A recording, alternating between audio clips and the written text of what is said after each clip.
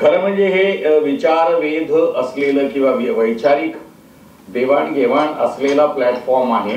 मलाही सांगितलं होतं की 75 वर्षात नाटकामध्ये काय झालं, काल काय झालं, आज काय झालं आणि उद्या काय होईल याच्याविषयी बोला. म्हटलं मी ते रोज बोलतो आणि इतिहास बोलत बसण्यापेक्षा आपण दुसरं काहीतरी बोलूया. तर त्यांनाच मी विचारलं की हा विषय काय असू शकतो, की मी कुठल्या विषयावर बोलावं. आजही मी सकाळी अध्यक्षांशी बोललो संस्थेच्या की कशावर बोलू, म्हणजे नेमकेपणानं मला काही 4 मुद्दे मांडता येतील. तर त्यांनी सांगितलं की तुमचं जीवन, तुमचं नाटक आणि भोवती घडलेला परिसर, त्याच्यामध्ये तुम्ही कसे उभे राहिलात किंवा तुमचं नाटक कसं उभं राहिलं, तुमचा नाट्य विचार कसा उभा राहिला, या दृष्टीनं तुम्ही बोलण्याची सुरुवात करा. आता मला माहिती नाहीये की तुमच्यापैकी किती लोकांनी माझी नाटकं पाहिली आहेत. म्हणजे काही नाटकं नक्कीच गोव्याला येऊन गेलेली आहेत. म्हणजे त्याच्यापैकी जी नाटकाची यादी अगोदर वाचतो म्हणजे कदाचित तुम्हाला रिकलेक्ट करायला थोडीशी मदत होईल. म्हणजे माझ्याकडे जवळपास 50 नाटकं मी केलेली आहेत. त्यातली छोटी मोठी सोडली तर जी माहिती असलेली नाटकं आहेत ती आहेत राजदर्शन, जे इंडियन पीपल्स थिएटर असोसिएशन मुंबईची त्यांच्यासाठी केलं होतं. सय्याभाई कोतवाल त्यांच्यासाठी केलं होतं. मराठीतलं माझं पहिलं नाटक होतं झुलवा, जे खूप मला वाटतं कैक वर्ष 20-25 वर्ष चाललं आणि त्याचे भरपूर प्रयोग होत राहिले. कित्येक लोकांना, कित्येक नटांना, म्हणजे खरं म्हणजे माझं पहिलं म्हणजे मलाही रेकॉग्निशन देण्याचं काम त्या नाटकानं केलेलं आहे. त्यानंतर गधे की बारात हे दिल्लीसाठी, दिल्लीच्या श्रीराम सेंटरसाठी केलेलं नाटक, तेही खूप वर्ष चालत राहिलं. एक झुंज वाऱ्याशी, झुलवा पाहिल्यानंतर पु ल देशपांडे हे माझे बॉस होते NCPA मध्ये आणि झुलवा पाहिल्यानंतर मला म्हणाले की मला तुझ्यासाठी नाटक लिहावंसं वाटतंय. तर म्हटलं ह्याच्यापेक्षा अजून सौभाग्य ते काय असू शकेल. एखाद्या अत्यंत युवा दिग्दर्शकाचं तुम्ही जरूर लिहा, मला फार आवडेल.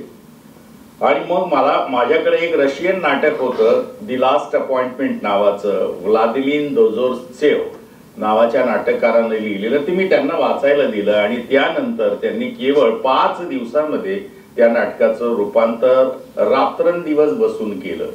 आणि नंतर त्या नाटकामध्ये आम्ही एकही शब्द कमी करू शकलो नाही किंवा वाढवू शकलो नाही. इतकं ते चोख आणि त्याला असं म्हणता येईल की स्ट्रक्चरला बांधीव असं होतं.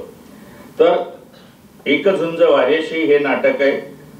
त्यानंतर नाती गोती नाटक काही लोकांनी पाहिलं असेल, ते मला वाटतं संपूर्ण जिकडे तिकडे गेलेले आहेत. एक झुंज वाऱ्याशी गोव्यामध्येही आलं होतं. मी राष्ट्रपती नावाचं नाटक आहे, महायोग आहे. काळा वजीर पांढरा राजा हे NCPAनं निर्माण केलेलं नाटक होतं. 3 पैशाचा तमाशा हे नाटक अगोदर जब्बार पटेल यांनी डायरेक्ट केलं होतं.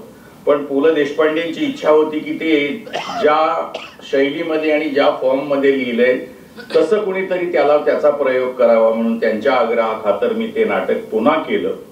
तर 3 पैशाचा तमाशा. त्यानंतर एक काळ असा होता किंबहुना अजूनही आहे की मराठी माणसांना मराठी भाषेविषयी किंवा रिजनल भाषेविषयी फार प्रेम नसतं. आपण सगळेच युरोपियन होण्याच्या दिशेनं निघालेलो आहोत आणि शक्य तेवढं भारतीयत्व, मराठीयत्व आपण सोडायला तयार आहोत एका पायावर. आणि म्हणून टाइम्स ऑफ इंडिया मधून आपला देश चालतो किंवा चालायचा एकेकाळी. आणि माझ्या असं लक्षात आलं की मराठी नाटकं बघायला मराठी माणसंच येत नाही. तेव्हा असं काहीतरी एक रसायन रचलं पाहिजे की ज्याच्यामुळं त्यांना मराठी नाटकाची ताकद काय हे कळेल. म्हणून मी विच्छा माझी पुरी करा नावाचं एक नाटक जे तमाशा शैलीमध्ये होतं, ते नाटक NCPA साठी इंग्रजीमधून प्रोड्यूस केलं. ते डायरेक्ट केलं मी, टेम्प्ट मी नॉट या नावाने. आणि तो तमाशा जेव्हा लोकांनी इंग्रजीत पाहिला तेव्हा इतकी वाहवा झाली त्याची तुम्हाला सांगतो की अचानक महाराष्ट्राच्या संस्कृतीला कोंब फुटावेत अशा पद्धतीने त्याचा प्रचार झाला. आणि टाइम्स ऑफ इंडिया सारख्या न्यूजपेपरमध्ये त्याच्यावर सलग 8 आर्टिकल लिहिली. तर असंही एक प्रयोग करून बघितला की जेणेकरून आपल्याच माणसाला आपलंच काहीतरी बघायला लावण्यासाठी म्हणून केलेला प्रयोग होता तो तमाशा इन इंग्लिश. पण लावणी लावणीसारखी होती, गण गणासारखा होता, कॉस्ट्युम नऊवारी साडीमध्ये सगळ्या गवळणी आणि त्यातली मैनावती होती आणि सगळे कॉस्ट्युम हे मराठी नाटकाचे जसे असतात तसे होते. त्यानंतर लडी नजरिया नावाचं नाटक मी NSD साठी डायरेक्ट केलं. 4 दिवस प्रेमाचे, जे खूप गाजलं. त्याचे 1200-1400 प्रयोग झाले. ते कदाचित गोव्याला निश्चित येऊन गेलं असेल, त्याचे दौरे एकदा दोनदा तरी झाले असतील. राहिले दूर घर माझे नावाचं एक खूप गाजलेलं नाटक, प्रयोग कमी झाले पण गाजलं खूप ते नाटक. अशी बायको हवी नावाचं एक रत्नाकर मतकरींनी मोलियरचा एक फार्स अडॅप्ट केला होता, तेही नाटक डायरेक्ट केलं होतं. प्रेमपत्र, लव्ह लेटर्स नावाचं नाटक खूप गाजलं, किंवा तुम्हारी अमृता हिंदीमध्ये, हिंदुस्थानीमध्ये खूप गाजलं. त्याचंच मराठी रूप होतं प्रेमपत्र. हॅपी प्रिन्स लहान मुलांसाठी केलं होतं. रणांगण, पानिपत या कादंबरीवरचं, तिसऱ्या पानिपत युद्धावरचं नाटक रणांगण हे एक खूप गाजलेलं नाटक आहे, तेही निश्चित गोव्याला येऊन गेलं असणार. पुन्हा एकदा नव्यानं ती फुलराणी केलं. पु ल देशपांडे गेले आणि भक्तीताई गेल्यानंतर, आणि ज्या पद्धतीनं त्या गेल्यानंतर पुलंची खूप इच्छा होती मी ते नाटक डायरेक्ट करावी, आणि मोहन वाघांची विशेषतः. तर त्या दोघांना ट्रिब्यूट म्हणून, आदरांजली म्हणून ते मी नाटक एका वेगळ्या पद्धतीनं, वेगळ्या शैलीमध्ये म्युझिकल नाटक करण्याचा तो प्रयत्न केला, आणि त्याचे 700-800 प्रयोग काहीतरी झाले. ती फुलराणी. दुसरं एक नाटक खूप गाजलं, जे नॅशनल स्कूल ऑफ ड्रामाच्या रेपर्टरी कंपनीसाठी केलं होतं, आणि तेही गोव्यात येऊन गेल्याचं मला कळलं. ते होतं जाने मन, हे तृतीयपंथीयांच्या जीवनावरचं नाटक. वेद पश्य इडिपस हा अकॅडमी ऑफ थिएटर आर्ट साठी केलेलं नाटक होतं. ले सौगंध तू हे एक नावाचं नाटक, आणि एक नाटक जे भासांचं मध्यम व्यायोग नावाचं 2500 वर्षापूर्वी लिहिलेलं नाटक. मला असं वाटलं की हे नाटक थोडंसं याला वेगळ्या पद्धतीनं बघता येऊ शकतं. हिडंबाच्या दृष्टिकोनातून ह्या नाटकाकडे, ती गोष्ट हिडंबा, भीम आणि घटोत्कच यांची गोष्ट आहे, आणि आपण एखाद्या बाईला किती डेरोगेटिव्हली हिडंबा म्हणून हिणवतो. खरं म्हणजे ती हिणवावी इतकी कुरूप नव्हती, ती अत्यंत देखणी सौंदर्यवती होती, पण आपल्या स्वार्थाच्या आड येणाऱ्या माणसाचं आपण चरित्र हनन कसं करतो अशा पद्धतीची एक रचना त्या नाटकात दिसली, आणि म्हणून ते हिडंबा हिरोईन आणि अत्यंत देखणी असलेलं असं नाटक केलं. ते 3 जुलै 2011ला एकाच दिवशी एकाच थिएटरमध्ये, म्हणजे NCPAच्या थिएटरमध्ये एकाच टीमच्या द्वारे शुभारंभाचे 3 प्रयोग 3 वेगवेगळ्या भाषेमध्ये केले. दुपारी 2 वाजता प्रिया बावरी मराठीत झालं, 4:30 वाजता त्याच थिएटरमध्ये मोहे पिया नावानं हिंदीमध्ये केलं, आणि संध्याकाळी 7 वाजता ओ माय लव या नावानं इंग्रजीमध्ये केलं, आणि हा वर्ल्ड रेकॉर्ड त्या नाटकानं केलेला. त्यानंतर NSDच्या रेपर्टरीसाठी जेव्हा मी नॅशनल स्कूल ऑफ ड्रामा मध्ये संचालक म्हणून गेलो, त्यानंतर 2014 साली पहिल्या महायुद्धाला 100 वर्ष झाली होती. तर त्यामध्ये जे हुतात्मे झाले, ज्या निष्पाप माणसांचे जीव गेले, त्यांना एक आदरांजली म्हणून एक नाटक केलं, विमेन अगेन्स्ट वॉर, गजब तेरी अदा. त्याचेही भरपूर प्रयोग झालेत, आणि ते या एप्रिलमध्ये आता मराठीत येत आहे, गजब तिची अदा या नावानं. आणि लागी लगन हे पुन्हा ती फुलराणी किंवा मूळ नाटक पिग्मेलियनचं हिंदी रूपांतर NSD साठी केलं. तर ही नावं मुद्दाम एवढ्यासाठी सांगितली की काही लोकांनी जर ते प्रयोग पाहिले असतील तर मी काय म्हणतोय तो थोडंसं त्यांना रिलेट करता येऊ शकेल म्हणून हा उपद्व्याप केला. बरं, आता काही गोष्टी माझ्याविषयी कळल्या की मी एका छोट्या गावामध्ये जन्माला आलो. त्या गावाचं नाव दरडवाडी नावाचं गाव आहे, आणि हे गाव 40 घरांचं गाव आहे. मी होतो तेव्हा तिथे 20-25 घरं होती. आता ती वाढली आहेत, पण ती एका ठिकाणी नाही आहेत. आता जे मूळ गाव आहे तिथे 40 घरं आहेत, आणि ज्या गावाला जायला रस्ता नव्हता काही वर्ष, 3 वर्षापूर्वी एक डांबरी एक गाडी जाऊ शकेल एवढा रस्ता झालेला आहे. अशा गावामध्ये माझा जन्म झाला, एका शेतकरी कुटुंबामध्ये, आणि तोही अगदी अल्प जमीन असलेले शेतकरी कुटुंब, म्हणजे 5-6 एकर अशा पद्धतीचं. आणि माझं शिक्षण त्याच गावामध्ये झालं. शाळेचा जो चावडी होती गावातली पत्र्याची, त्या चावडीमध्ये दिवसा शाळा भरत असे सकाळी, आणि रात्री गुरं येऊन रात्री मुक्कामाला असत. सकाळी घंटी वाजली की आम्ही जाऊन ती गुरं बाहेर काढायचो, त्याचं शेण आणि बाकीचं सगळं साफ करायचं. ते झाल्यानंतर साधारण तासाभरानं आमची शाळा तिथेच सुरू होत असे. तर अशा पद्धतीच्या गावाच्या शाळेमध्ये माझं बालपणीचं शिक्षण झालं. मी 2री पर्यंत आल्यानंतर त्या गावामध्ये 3रीला जाणारा मी एकटाच होतो, आणि शिकवायला एकच मास्तर असलेली शाळा होती, आणि अजूनही त्या गावाला साधारण तशीच शाळा मागच्या 5 वर्षापूर्वीपर्यंत होती. तर 3रीला एका मुलाला कसं ठेवायचं म्हणून मला 4थीला ढकललं, आणि 4थीचा वर्ग गावात नव्हता म्हणून शेजारच्या गावामध्ये माझं नाव घालण्यात आलं, आणि मग 3री सोडून मी डायरेक्ट 4थीला गेलो, आणि 1 वर्ष असाच मला प्रमोशन मिळालेलं आहे. म्हणून सांगायचं तात्पर्य, प्रमोशन हे आज नाही मिळालेलं, ती तेव्हापासून त्याची सुरुवात झालेली आहे. मधून मधून प्रमोशन कशी मिळत जातात ते सांगत जाईल, म्हणजे त्याचंही एक लिंक आपल्याकडे असली पाहिजे. आणि सुदैवानं असं झालं की त्या 4थीला त्या केंद्रामध्ये मी परत पहिला आलो, तर त्याच्यामुळे अजून जास्त कौतुक झालं. तर लहानपणीनं माणसं म्हणायची हा फार हुशार आहे. माणसांचं कौतुक कसं तुमच्या उपयोगाला जन्मभर येतं याचं उत्तम उदाहरण कोण असेल तर मी तुमच्या समोर उभा आहे. आपण आपल्या मुलांना अरे कपडे तुला काय येतंय असं म्हणून निगेटिव्हली त्याचं अप्रिशिएशन करायच्या ऐवजी आपण त्याचा आत्मविश्वास कमी करतो आपल्या नकळत, हे आपल्या लक्षात येत नाही. म्हणून माझं झालेलं कौतुक, कारण मला एक पाठी असायचो, मी एकदा कुणी म्हणून दाखवलं की पुढच्या वेळेला मीच त्याला म्हणून दाखवायचो 100 वेळेला. तर एक कॉन्सन्ट्रेशनचा एक भाग असावा. तर ही मी माझी तारीफ करत नाहीये, तर काही गोष्टी कशा तुमच्या व्यक्तिमत्वाला पुढे घेऊन जाण्यासाठी उपयोगी पडतात हे तुम्हाला मी सांगू बघतोय. तर त्या गावच्या शाळेनंतर शेजारच्या गावच्या शाळेत मला 4थीला जावं लागलं, आणि आडवी नदी होती, आणि ती नदी फार दुरून न आल्यामुळं तिचा प्रवाह खूप स्पीडी असायचा. काही वेळेला आम्ही 15-15, 20-20, 25-25, 50-50 फूट वाहून जायचो जेव्हा पावसाळा असायचा. पण पोहता येत असल्यामुळं डोसक्यावर ते धरायचं एका हातानं, आणि तिरपं निघायचं असतं. प्रवाहामधून जाताना सरळ जायचं नाही, तिरपा बाहेर पडता येतं. असं एक जे एक एज्युकेशन असतं शेतकऱ्यांच्या घरी कुटुंबात आल्यामुळं, तर ते गावात मिळालेलं होतं.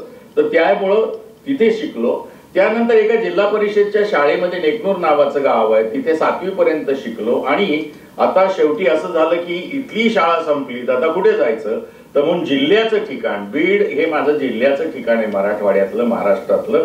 आणि मग बीडला मी 8वी पासून ते SSC पर्यंत, तेव्हाची 11वी, आणि पुढे ग्रॅज्युएशन पर्यंत नवगण कॉलेज नावाचं कॉलेज आहे, तिथे मी शिकलो. मला हे सांगायचं एवढ्यासाठीच आहे की शिक्षण घेता घेता तो ध्यास जर असला आपल्या मध्ये, मुळामध्ये शिकणाऱ्याच्या मनामध्ये जर ओढ असेल की मला काहीतरी वेगळं व्हायचंय. माझ्या आई वडिलांची, माझ्या सगळ्या कुटुंबियांची, माझे चुलते होते जे पहिले गावातले शिक्षक, पहिले SSC झालेले आणि D.Ed झालेले, आणि नंतर ते शिक्षक झाले. त्या सगळ्यांची इच्छा होती की मी पहिला डॉक्टर व्हावा गावातला, आणि मी नक्कीच डॉक्टर झालो असतो. पण मला सारखं काय भास व्हायचे देव जाणे की डॉक्टर झालो तर मी होऊन काय होईल बरं. माझं एका तालुक्यावर किंवा जिल्ह्यावर एक हॉस्पिटल असेल, फारच यशस्वी झालो तर 2 असतील, फारच झालं तर मराठवाड्यात चेन ऑफ हॉस्पिटल करेन. पण ह्या डॉक्टरला मराठवाड्याच्या बाहेर ओळखतो कोण, हा ओळखतो कोण नावाचा एक प्रश्न माझ्या कायम पाठीशी राहिला. आणि त्यानं मला ओळखतो कोण हे सतत समोर येऊन विचारत राहिलं. तुला ओळखतो कोण म्हणजे तुला अधिक काम करावं लागेल, तुला अजून शिकावं लागेल, तुला अजून काहीतरी वेगळं करावं लागेल. आणि म्हणून मी परीक्षेला पहिल्या गेलो. माझ्या कॉलेजला 100% माहिती होतं की हा नक्की डॉक्टरला जाणार, आणि 100% रिझल्ट असायचा. आणि कॉलेजेस, ज्या शिक्षण संस्था चालवणारी माणसं आहेत त्यांना माहिती आहे की 100% रिझल्ट असल्याचा फायदा काय होतो, पुढच्या वेळेला किती डोनेशन मिळतं वगैरे, हे सगळं माहिती असणार आपल्यापैकी बऱ्याच लोकांना. तर मी गेलो आणि ऑर्गॅनिक केमिस्ट्रीचा पेपर होता तो बघितला, आणि माझ्या असं लक्षात आलं की 100 पैकी मला 75 मार्क्स नक्की मिळणार. आणि तेव्हाच सावधान असं जसं रामदास स्वामींना झालं तसं मलाही झालं की आता तू डॉक्टर होणार आणि मला स्टेथोस्कोप, इंजेक्शन, सुया असं सगळं डोळ्यासमोर दिसू लागलं. आणि हीच वेळ आहे पेपर न देण्याची आणि डॉक्टर होण्यापासून पळून जाण्याची. आणि मी तो पेपर दिला नाही आणि मी आत्ता बाहेरून जाऊन येतो म्हणून उत्तरपत्रिका टेबलावर टाकली आणि जो पळालो तो कोणालाच माहिती नाही मी आठवड्यावर कुठे होतो.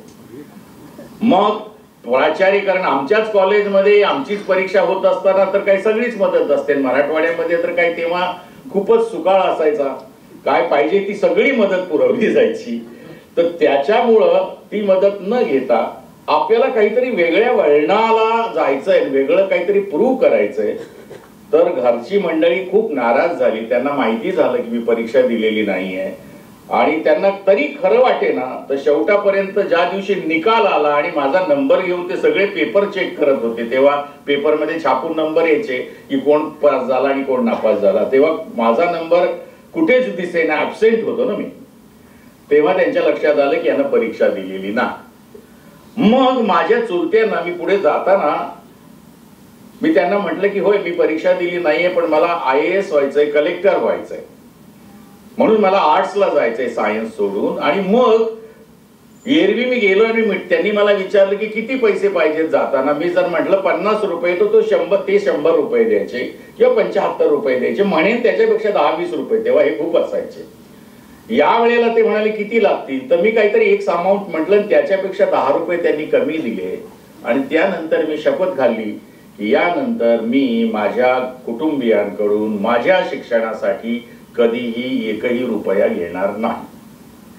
आणि मग पुढचं सगळं शिक्षण म्हणजे आर्ट्सचे 3 वर्ष पुढे औरंगाबाद मराठवाडा विद्यापीठ, डॉक्टर बाबासाहेब आंबेडकर मराठवाडा विद्यापीठातलं शिक्षण, हे सगळं मी माझ्या स्वतःच्या हिमतीवर, माझ्या स्वतःच्या कर्तृत्वावर किंवा मेहनतीनं.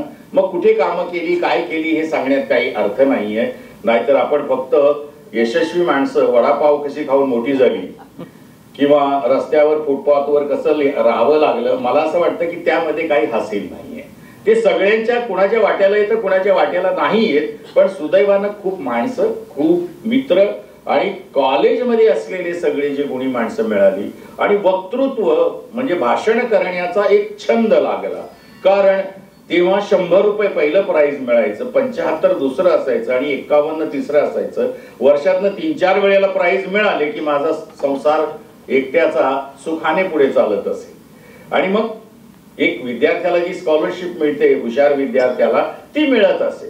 तर एनिवे, तर अशा पद्धतीनं मी औरंगाबाद डॉक्टर बाबासाहेब आंबेडकर विद्यापीठामध्ये पोचलो. 1 वर्ष फक्त आणि फक्त आणि फक्त नॅशनल स्कूल ऑफ ड्रामाला जाण्यासाठीची तयारी म्हणून तो मी कोर्स करत होतो. सकाळी तो संध्याकाळी इव्हिनिंग कोर्स होता. सकाळी डॉक्टर बाबासाहेब आंबेडकर लॉ कॉलेजमध्ये 1 वर्ष लॉचं शिक्षण घेतलं आणि माझ्या सुदैवानं पहिल्याच वर्षी मी NSD ला सिलेक्ट झालो. या सगळ्याला मला जे मार्गदर्शन केलं होतं ते यशवंत केळकर सरांनी. हे सगळं इथे असं करायचं असतं, तिथे तसं करायचं असतं, असा अभ्यास करायचा असतो, म्हणून ते माझ्या गुरुजनांपैकी एक अत्यंत महत्वाचे गुरु. दिल्लीला गेल्यानंतर एक मोठं विश्व माझ्यासाठी ओपन झालं. मी एक छोट्या गावातून गेलेला मुलगा आणि हे अगदीच अल्ट्रा मॉडर्न असलेलं सगळं लाईफ. कैक दिवस असा एक स्ट्रगल होता की इथे मी टिकू शकेन का. म्हणजे 555 ची पाकिटं घेऊन आणि शॉर्ट, आता गोव्यातल्या लोकांना शॉर्ट पॅन्ट किंवा हाफ पॅन्ट वगैरे असं काही फार विशेष नाहीये. पण ज्या गावातून मी आलो होतो तो माझ्यासाठी खूप मोठा भाग होता. आणि ज्या पद्धतीचं वातावरण मोकळं होतं तेव्हा असं वाटायचं की ह्या वातावरणात आपला निभाव लागेल की नाही. पण BB कारंत नावाचे डिरेक्टर होते तेव्हा, ज्यांना मी माझे गुरु मानतो, त्यांनी मला प्रचंड मोठा विश्वास दिला. आणि आज मी आपल्या समोर उभा राहून बोलतोय, या सगळ्या मागे त्यांची मला असं वाटतं की स्फूर्ती आहे, प्रेरणा आहे. दिल्लीचा कोर्स संपल्यानंतर मी 2 वर्ष मला NSD न फेलोशिप दिली. ती फेलोशिप पहिल्यांदा त्यांनी निर्माण केली की कुठल्या तरी लोककलामध्ये जाऊन 2 वर्षाचं संशोधन करावं आपल्या लोकांनी आणि ते प्रॅक्टिकल ओरिएंटेड रिसर्च असावं म्हणून. आणि म्हणून त्यांनी मला एक विषय दिला, to find out Indianness in Indian theatre, आणि एरिया दिला केरळ. तिथल्या विधी नाटकांमधून, तिथल्या लोकनाटकांमधून, तिथल्या पारंपरिक नाटकामधून तुम्हाला इंडियननेस कशी शोधता येऊ शकेल का, आणि ती प्रॅक्टिकल ओरिएंटेशन असल्यामुळं तुम्हाला त्यातनं काही शिकता येईल का, त्या सगळ्याचा माझ्या जीवनाला आकार देण्यामध्ये प्रचंड मोठा फायदा झालेला आहे. आणि त्यानंतर जेव्हा मी मुंबईला आलो हे सगळं संपवून, तेव्हा 2 वर्ष मी असंच काम करत होतो. इप्टा बरोबर 2 नाटकं केली होती, बाकी बँक्स बरोबर इकडे तिकडे. आणि अचानक एक दिवस मला अशोक रानडेंचा निरोप आला की येऊन भेट. आणि मी जाऊन भेटल्यानंतर थिएटर डेव्हलपमेंट सेंटर नावाचं एक सेंटर सुरू होत होतं, राष्ट्रीय काय त्याचं NCP, national centre for the performing arts मध्ये. तर ते मला म्हणाले की तू रिसर्च केलेला आहेस, तुला इथं येऊन काम करायला आवडेल का. तर म्हटलं रिसर्च असेल तर मला आवडेल, पण नोकरी असेल तर मला करायची नाही, कारण मी घरून निघताना 10 ते 5 अशी नोकरी करायची नाही, आणि म्हणूनच मी दुसरीकडे वळलेलो आहे. तर त्याच्यामुळं मला त्यात इंटरेस्ट नाही. ते म्हणाले उद्या पु ल देशपांडे भेटतील, त्यांना भेटायला येशील का. म्हटलं मी येईन, मला तसंही पु ल देशपांडेंना भेटायला मिळतं याचाच मला प्रचंड आनंद होता. ते म्हणाले की ते तुझी मुलाखत घेतील. म्हटल्यावर मला प्रचंड दडपण आलं, माझी काय मुलाखत घेणार. दुसऱ्या दिवशी गेल्यानंतर पुलंनी मला आत बोलावलं त्यांच्या केबिन मध्ये, आणि उठून उभे राहिले आणि म्हणाले कधीपासून जॉईन होतोयस. ही आमची मुलाखत संपली. मुलाखत आणि मग ज्या गप्पा सुरू झाल्या, आणि मग कॉफी आणि चहा असं करता करता त्यांनी पु ल देशपांडे हे माझे बॉस आहेत हे पहिल्या क्षणापासूनच नाकारलं. आणि केव्हा ते माझे गुरु झाले, एका पद्धतीनं मित्र झाले, एका पद्धतीनं गाईड झाले, एका पद्धतीनं फिलॉसॉफर झाले, हे मला त्यांनी कधी कळू दिलं नाही. आणि अशा पद्धतीचं जिथे वातावरण होतं तिथं शिकणं म्हणजे हा फक्त आनंद यज्ञ असू शकतो, दुसरं काही असू शकत नाही. डॉक्टर अशोक रानडे हे अत्यंत डिसिप्लिन मध्ये काम करणारे म्युझिकॉलॉजिस्ट, व्हॉइस अँड स्पीच स्पेशालिस्ट, आणि अत्यंत डिसिप्लिन मध्ये रिसर्च करणारी ही व्यक्तिमत्व होतं. आणि प्रशासनामध्ये शिस्त कशी असायला हवी हे सगळे संस्कार मला त्यांच्याकडून मिळाले. आणि ही सगळी शिस्त तोडायची कशी, मोडायची कशी, आणि ती ड्रॅमॅटिक करायची कशी, हा संस्कार म्हणून मला पुलंकडून मिळाला. म्हणजे बैठकीची लावणी नावाचा किंवा देवगाणी अशी 2 कार्यक्रम करत असू आम्ही, तर मी त्यांना म्हटलं मला म्युझिक थोडंसं, माझा कान कच्चा होता, तर मी येऊन बसत जाऊ का म्युझिकच्या रिहर्सलला. तर मी म्हटलं झाडू मारण्यापासून काही करेन. ते म्हणाले हो चालेल ना, ये ना. मग मी त्यांचं नेपथ्य केलं, लाइटिंग केली, चहा सांगितले, सगळं केलं. तर डॉक्टर अशोक रानडे असं व्यवस्थित गाणं बसवत रचत, अगदी शास्त्रशुद्ध, कुठेही इकडं तिकडे करायला जागा नसे. आणि अचानक पु ल देशपांडे पुण्याहून येत, आणि मग रिहर्सल आल्यावर म्हणत चला आता रिहर्सल दाखवा, कारण ते दोघे मिळून निरूपण करत कार्यक्रमाचं. आणि ते एकदा तालिमीला सुरू झाली की आता तू इथे ऑफबीट उचल, इथे तू पॉज दे, इथं फलाना कर, असं म्हटल्यानंतर मी रानडेंचा चेहरा बघायचो, ते बिचारे गांगरून जायचे. आणि हे अशा पद्धतीने काही करायचे की शास्त्र न मोडता त्यात नाट्यशास्त्र घुसवायचे. ही जी किमया आहे, ही जी गंमत आहे, मला असं वाटतं की फक्त तुम्ही दूर बसून जेव्हा बघत असता ना तेव्हा तुम्हाला जास्त कळते, तुम्ही इन्व्हॉल्ड असता तेव्हा तुम्हाला कमी कळते. तर अशा पद्धतीचे जे संस्कार एखाद्या व्यक्तिमत्वावर होत असतात डायरेक्टली इनडायरेक्टली, ते मला फार महत्वाचे आणि मोलाचे वाटले. आता माझ्या संपूर्ण एकूण बांधणीमध्ये आता मी मागे जाणार आहे, अजून काय काय माझ्या जीवनामध्ये संस्कार झाले. त्यातले सगळ्यात पहिलं म्हणजे मी शेतकऱ्याच्या घरामध्ये जन्माला येणं, आणि त्या भोवतीचं संपूर्ण भारतीय विश्व जे आहे, विशेषतः लोककलेचं विश्व आहे, हे शेती प्रधान आहे. शेतकऱ्याच्या जीवावर किंवा शेतीच्या बळावर अवलंबून असलेलं हे सगळं विश्व आहे. सकाळी 4 वाजता येणाऱ्या कुडमुड्यापासून 6 वाजता येणाऱ्या वासुदेवापासून, त्यानंतर त्याच्या पुढे येणाऱ्या गोंधळ्यापासून, गोसाव्यांपासून, नाथांचे जे गोसावी येतात त्यांच्यापासून ते रात्री कीर्तनापर्यंत, भारुडापर्यंत, आणि त्याच्याच बाजूला चावडीच्या माच्या तमाशापर्यंत हे सगळं विश्व जे आहे ते शेती प्रधान सपोर्टवर उभं राहिलेलं आहे. आणि हे सगळं मला लहानपणापासून, नकळत्या वयापासून कळत्या वयापर्यंत मला अक्षरशः ते माझ्यावर वर्षाव व्हावा अशा पद्धतीनं झालाय आणि तो मला फुकट मिळालाय. त्याच्यासाठी मी काही फारशी मेहनत केलेली नाही. मी समजा नाटकात आलो नसतो तर ते वेस्टेज होतं. माझ्या काही मित्रांनाही तोच संस्कार मिळाला, पण कुणी शिक्षक झाला, कुणी पोलीस झाला, कुणी इन्स्पेक्टर झाला, कुणी डॉक्टर झाला किंवा कुणी शेतकरी झाला, त्यांच्या उपयोगाला त्यातलं काहीच आलं नाही. माझ्या सुदैवानं मला लोककलेची हा संस्कार फुकटामध्ये मिळाला, ही श्रीमंती मला मिळाली. हे मला कधी जाणवलं, एक दिवस बी कारंजी क्लासला आले आणि म्हणाले, आज आपण तुम्हाला कुठलं कुठलं गाणं येतं हे मला चेक करायचंय. ते एक विद्यासुंदर नावाचं नाटक बसवत होते आमच्या बॅच बरोबर आणि सगळ्यांना सांगू लागले, तुला काय येतं गाऊन दाखव. मग जनरली मॅक्सिमम लोक मेट्रोज मधून किंवा मोठ्या शहरांमधून आलेली होती. ते हिंदी सिनेमाच्या आसपासची गाणी म्हणू लागली. एक 2-3 माझे काही क्लासमेट गावावरून आलेले होते, त्यांनी एक वेगवेगळी गाणी म्हटली. माझी वेळ आल्यानंतर मला म्हणाले, म्हणजे महाराष्ट्र म्हणजे इज इक्वल टू मुंबई असंच एक इक्वेशन असतं लोकांचं, तर तसं नव्हतं. तर त्यांनी मला म्हणाले की तुला काय येतं. तर मी म्हटलं मला बरंच येतं. अच्छा, म्हणजे कुठल्या कुठल्या सिनेमाचं गाणं म्हणून दाखवणार आहेस. मी म्हटलं नाही सर, मी गावचं गाणं म्हणून दाखवणार आहे. गावचं? हो म्हटलं गावचं.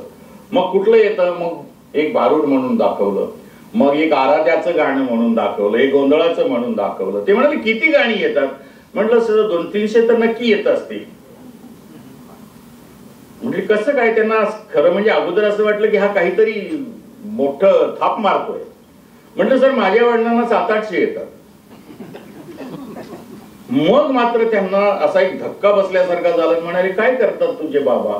शेतकरी आहेत हे माहिती होतं, पण म्हटलं त्या आमच्या घरामध्ये भजन आणि कीर्तनाची परंपरा आहे. माझे चुलते जे आहेत ते कीर्तन करतात. माझ्या वडिलांना भजन आवडतं आणि भारूड फार सुंदर करतात. भारूड फार सुंदर गातात आणि इनॅक्ट पण करतात, म्हणजे ते सादर पण करतात. हो का, बरं म्हणाले. क्लास संपला. म्हणाले माझ्या केबिन मध्ये ये. आणि त्या केबिन मध्ये गेल्यानंतर मला असं वाटलं की यांना बहुतेक आवडलं नाही, सूरबीर चुकले असतील, आता काहीतरी पडणार, मार पडणार त्यांना, आपल्याला जे ओरडलं की ओरडा पडणार. गेल्यानंतर म्हणाले खरंच तुला इतकं येतं. म्हणजे बताव. तर मी अजून एक 2-4 मुकडे 2-2 वळी गाळून दाखवल्यावर म्हणाले की हे आपको मालूम है वामन. मैंने कहा क्या सर. ये बाकी सब तुमसे अमीर है पैसों से, लेकिन तुम इन सबसे ज्यादा अमीर हो, क्योंकि तुम्हारे पास कला है, तुम्हारे पास परंपरा है, तुम्हारे पिताजी को अगर इतना आता है तो तुम सबसे ज्यादा अमीर हो. और ये अमीरी को बरकरार रखो, इसका क्या कहते एक तरीके से सम्मान करना सीखो. आणि त्या दिवशी माझे जे ग्रामीण कॉम्प्लेक्सेस होते, तुम्हाला सांगतो, एक आपला एक आत्मविश्वास कमी डगमगण्याचे काही क्षण येतात. त्या दिवसानंतर त्या पाठीवर पडलेल्या थापेपासून माझ्या पाठीचा कणा सरळ झाला. तो आज तागाय तो तसाच आहे. म्हणजे एक गुरु काय करू शकतो, एखादा टीचर काय करू शकतो, तुम्हाला कसं इन्स्पायर करू शकतो, हे त्याचं उत्तम उदाहरण आहे. की एखाद्या विद्यार्थ्याला जर अप्रिशिएट केलं, म्हटलं अरे तू उत्तम आहेस या विषयामध्ये आणि त्याच्यामुळे तुला गती येतं, तू पुढे जा, आणि त्याच्यासाठी जर आपण खरंच टाळी वाजवली ना, तो त्याचा जीव लागतो त्या विषयामध्ये आणि मग तो जीवाचं काय म्हणूया रान करतो, प्राणपणानं लढतो आणि तो त्या क्षेत्रात मोठा होतो. आणि ते शब्द मला सदैव अजूनही माझ्या कानामध्ये गुंजन त्याचं चालू असतं की कारंजी तेव्हा एकदा म्हणाले होते की तू सगळ्यात श्रीमंत आहेस म्हणून आपण घाबरायचं कशाला. हा साठा आहे, हा आपलं श्रीमंती आहे, ही आपली समृद्धी आहे, हे एकदा मान आणि त्याचा वापर करायला शिक. मग माझ्यावर झालेल्या संस्कारामध्ये लोककलेचा किती मोठा वाटा आहे हे ज्यांनी माझी नाटकं पाहिली त्यांच्याही लक्षात येईल. आणि दुसरं जे होतं लोककलेबरोबर एका बाजूला, आणि दुसरं सामाजिक आणि राजकीय चळवळी त्या काळात ज्या चालू होत्या त्यांचा फार मोठा संस्कार किंवा परिणाम हा माझ्या व्यक्तिमत्वावर आहे किंवा माझ्या विचार प्रक्रियेवर आहे. त्या काळामध्ये काय काय चालू होतं, विद्यार्थ्यांच्या समस्येवर आंदोलन चालू होती. मी 8वीला गेलो, त्या शाळेचं नाव आहे भगवान विद्यालय. भगवान विद्यालय शाळेचं जे मंडळ होतं, जी शाळा चालवणारे व्यवस्थापक मंडळ होतं, ते सगळे प्रोग्रेसिव्ह मंडळी होती. आणि त्यांच्या लक्षात आलं की आमचेच एक सर मराठीचे जनार्दन मुंडे नावाचे, ते बीड जिल्ह्यामध्ये आणि मराठवाड्यामध्ये एक कार्यकर्ता म्हणून खूप फेमस होते. त्यांनी शिट्टी वाजवलं तरी बीड एका मिनिटात बंद पडायचं, इतकी ताकद असलेला तो कार्यकर्ता त्या काळातला होता. आणि त्यांनी हेरलं की ह्या मुलामध्ये काहीतरी वेगळं आहे, म्हणून त्यांनी माझं अप्रिशिएशन जे एकदा गावात झालं होतं ते पुढे चालून त्यांच्या लक्षात आल्यानंतर त्यांनी मला दर मोर्चामध्ये घेऊन जायला सुरुवात केली. मला तो कळत नसे कुणाच्या विचाराचा आहे कसला आहे, ते कळायला खूप वर्ष लागतात, ते 25-30 वर्ष झाल्याशिवाय कळत नाही. पण नका कळे ना, आपल्याला काहीतरी अप्रिशिएशन मिळतंय म्हणून मग 200-200, 400-400 मुलांच्या तुकडीला काय म्हणूया नियंत्रित करणं, आपल्यातलं नेतृत्व गुण एका बाजूला वाढत चाललेत हे आपल्याला कळत जाणं. आणि त्या 2-4-5 हजार मुलांसमोर पहिलं भाषण हे एवढूशा दिसणाऱ्या मिनी वामन केंद्रे त्याचं मंचावर व्हायचं, 2-3 टाळ्या वाजल्या की माझी ड्युटी संपायची आणि मग अप्रिशिएट व्हायचो मी. ते दुसरं एक क्षेत्र होतं ज्या अप्रिशिएशन मुळे आपण सदैव पुढे राहिलं पाहिजे, आपण सदैव नेतृत्व केलं पाहिजे. मग ते कुठल्याही क्षेत्रात, मला नेता व्हायचं नव्हतं, म्हणजे ज्या अर्थाचा आपण नेता म्हणतो त्या अर्थानं नव्हे. ते नाटक असेल तर तिथलं नेतृत्व केलं पाहिजे आपण, ते काही दुसरं असेल तिथलं नेतृत्व केलं पाहिजे. त्याच्यासाठीचा झालेला दुसरा संस्कार तो या सामाजिक चळवळींचा किंवा राजकीय चळवळींचा आहे. त्याच वेळेला शेतकऱ्यांच्या समस्यावर आंदोलनं व्हायची, मोर्चे निघायचे, त्याच्यात आम्ही असायचो. मराठवाडा विकास आंदोलन झालं, त्याच्यामध्ये होतो. नंतर एक फार मोठं आंदोलन मराठवाड्यामध्ये झालं, ते मराठवाडा विद्यापीठाला डॉक्टर बाबासाहेब आंबेडकरांचं नाव दिलं गेलं पाहिजे म्हणून फार मोठं आंदोलन झालं. खूप जाळपोळी झाल्या, खूप अन्याय अत्याचार झाले. दोन्ही बाजूने माणसं त्याच पद्धतीनं संघर्षाला पेटलेली होती. आणि एक 7-8 वर्षानंतर मग त्या विद्यापीठाला जेव्हा डॉक्टर बाबासाहेब आंबेडकर मराठवाडा विद्यापीठ नाव दिलं गेलं आणि त्यानंतर ती आंदोलनं क्षमली, ते सगळ्या अन्याय अत्याचार संपले. त्या काळात असं वाटायचं की ही कशाला पाहिजे जात, ही कशाला पाहिजे भेद, हे कशाला पाहिजे सगळं काही, हे सगळं संपलं पाहिजे. एक जिन्सी समाज जर भारताचा व्हायचा असेल, भारत जर विश्वगुरु व्हायचा असेल, भारत जर महासत्ता व्हायचा असेल तर हे सगळे भेद मिटले पाहिजेत, हे जातीभेद आधी मिटले पाहिजेत. सगळे मिळून एका लेवलवर जोपर्यंत समाज येत होत नाही, आपण अमेरिकेच्या लोकांकडून काही शिकण्यासारखं आहे. जोपर्यंत पांढऱ्यांचा आणि काळ्यांचा या दोन वर्णांचा संघर्ष तिथे चालू होता आणि जोपर्यंत काळ्यांना गुलाम म्हणून वागवलं, ज्याला आपण निग्रो म्हणतो, निग्रो हा आता फार डेरोगेटिव्ह शब्द आहे इंटरनॅशनल भाषेतला, तर त्यांना ब्लॅक्स म्हणतो, त्या ब्लॅक्सला जोपर्यंत गुलाम म्हणून वागवलं तोपर्यंत अमेरिकेचा उत्कर्ष झाला नव्हता. पण जेव्हा त्यांना त्यांचं स्वागत झालं, त्यांना स्वीकारलं, तेव्हा तुमच्या लक्षात येईल की सगळे ऑलिम्पिक्स, सगळे ऑस्कर्स, सगळ्या अवॉर्ड्स मध्ये जास्तीत जास्त फोर्सनं कोण जिंकतं तर त्यात जास्तीत जास्त अमेरिकन्स असतात आणि त्यात ब्लॅक्स असतात. कारण इतके वर्ष सप्रेस केलेली जी ऊर्जा आहे, सप्रेस केलेला जो टॅलेंट आहे, तो असा बूम म्हणून वरती येतो आणि मग तो पराकोटीची मेहनत करून जिंकण्यासाठी सदैव तयार असतो. तेच आपण कुठेतरी शिकलं पाहिजे. आणि आज ना उद्या हे सगळं जाईल असा एक आशावाद त्या वेळच्या युवा अवस्थेतल्या वामन केंद्रेच्या मनात होता, जो अजूनही आहे. आणि ते कधीतरी हे सगळं संपेल आणि हा एक देश सुजलाम सुफलाम आणि संपन्न देश होईल अशा पद्धतीची जी आशा होती ती तशीच आहे. आणि म्हणून एक दिवस असं झालं की ग्रॅज्युएशनला आल्यानंतर आता 1 वर्षानंतर मी ग्रॅज्युएट होणार आहे, आता पुढे काय करायचं, म्हणजे चळवळीत राहून पुढे तुम्हाला 2 मार्ग आहेत. एक समाजकार्याकडे जाणं, समाजकार्य करण्यासाठी जेवणाची आधी व्यवस्था असावी लागते, तरच तो माणूस मोठा समाजसेवक होतो. आणि राजकारणात जाण्यासाठी आपल्याला स्वतःची संवेदना बोथट करून घेण्याची क्षमता असावी लागते. ती असेल तरच तुम्ही राजकारणात टिकू शकता. सेन्सिटिव्ह माणूस म्हणून तुम्हाला राजकारणात जायचं असेल तर ते फार अवघड आहे. 2-4च उदाहरण आहेत. मगाशी मधु दंडवतेंचा फोटो बघितल्यामुळं मला प्रकर्षानं जाणवलं की अशी माणसं राजकारणात होती आणि असायला हवीत, अजूनही आहेत.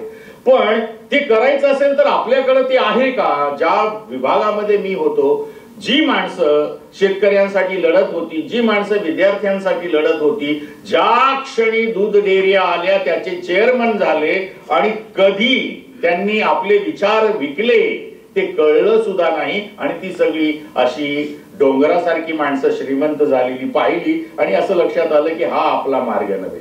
आपल्याला आपला मार्ग शोधावा लागेल, आपल्याला आपलं माध्यम शोधावं लागेल, जिथे माणूस म्हणून आपल्याला संवेदनशील राहता येईल, माणूस म्हणून जगता येईल, दुसऱ्या माणसाचा सन्मान करणं शिकता येईल, दुसऱ्या माणसाचा आदर करता येईल, असं काहीतरी शोधलं पाहिजे. आणि कॉलेजला गेल्याबरोबर पहिल्याच वर्षाला जिथे गॅदरिंग शिवाय दुसरा काही प्लॅटफॉर्म नसायचा आणि मग पहिल्याच वर्षी श्रीराम बडे म्हणून आमचे एक मित्र होते, शाळेत कदाचित ते गोव्याला येऊन गेले होते, ते माझे सिनियर होते नवगण कॉलेजमध्ये.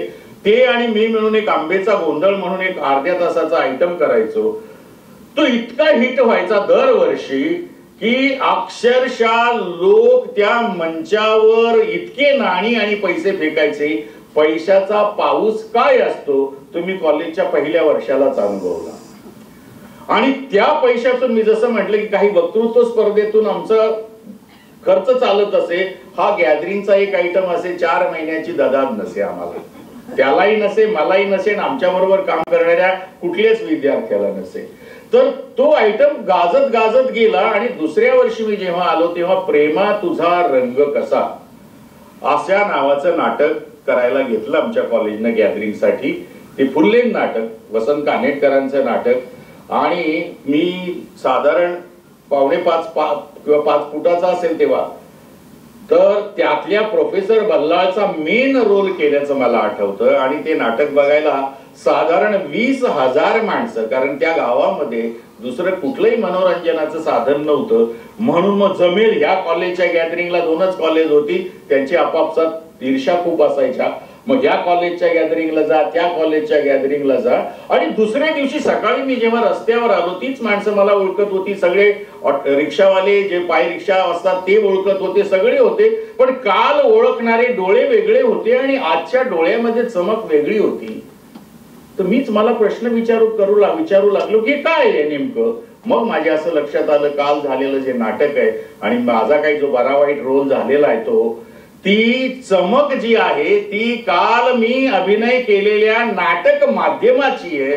त्या माध्यमाचं कौतुक त्या सगळ्या डोळ्यांमध्ये दिसतंय. आणि मग माझ्या लक्षात आलं की मला माझं माध्यम सापडलं.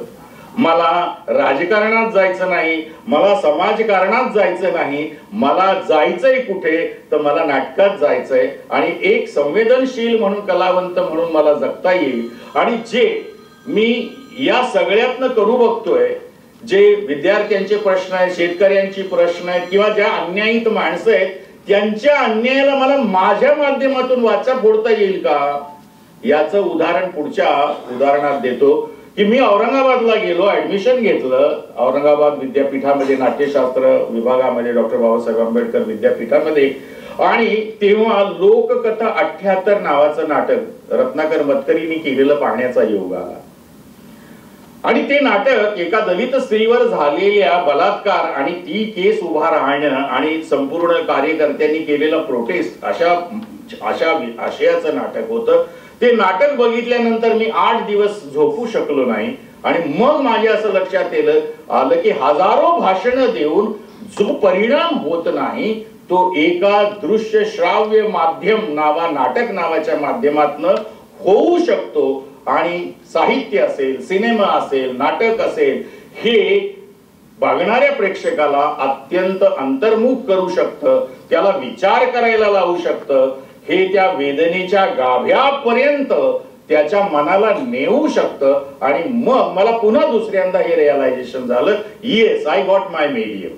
होय, मला माझं माध्यम सापडलं. आणि त्यानंतर आता मागे हटणे नाही. आणि म्हणून पुढचा जो काही इतिहास तुम्हाला मी सांगितला थोडाफार, की मग दिल्लीला आणि दिल्लीचे 3 वर्ष विद्यार्थी म्हणून ते केवळ आणि केवळ श्रीमंती किंवा एखादा माणूस समृद्ध किती होत जाऊ शकतो, कारण मला शिकायचं होतं, मला बाकी कशातच इंटरेस्ट नव्हता.